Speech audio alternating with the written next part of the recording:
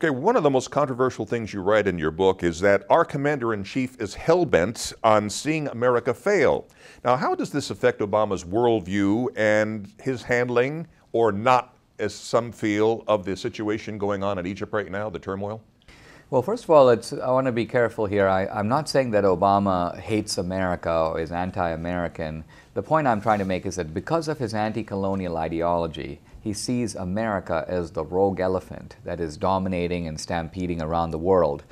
So what he wants to do is pull this rogue elephant back. He thinks it's really bad for us to be a colonial power. So he's acting in what he thinks is the best interest of America. But the effect of his actions is to contract America's role in the world. Now, Egypt is an interesting situation because what we have is a democratic wave in Egypt.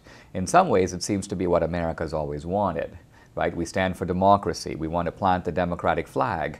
And yet, ironically, in Egypt, democracy may result in the rise to power of a group, the Muslim Brotherhood, which is the inventor of Islamic radicalism. It is the largest representative of Islamic radicalism in the world and the most popular. So ironically, democracy may end up producing a result very detrimental not only to Israel, but American foreign policy. So this puts Obama in an interesting bind, and not surprisingly, he has been pretty coy, saying almost nothing, because I think he's trying to decide how to come out on all this. All right, knowing his thinking as you do you think he really is behind the democracy movement there? Well, I think for Obama, America is viewed as a neo-colonial power occupying Iraq and Afghanistan. So what does he want to do?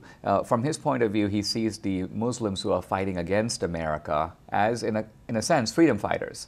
They're like his dad fighting to push the British out of Kenya, or like Gandhi fighting for independence in India. So I think this gives Obama a somewhat romantic view of Islamic radicals. So he might not think the Muslim Brotherhood is a problem because he might think, well, look, these are the good guys trying to liberate Egypt from this horrible dictator, Mubarak, who is supported by us, the rogue nation, the United States. So Obama, for this reason, might encourage the democracy movement, not because he's an idealist about democracy. In fact, he was very critical of Bush's approach, which was to be a sort of global evangelist for democracy. But because he might approve of the overthrow of a pro-American dictator, and in a way a reduced footprint for America in that region.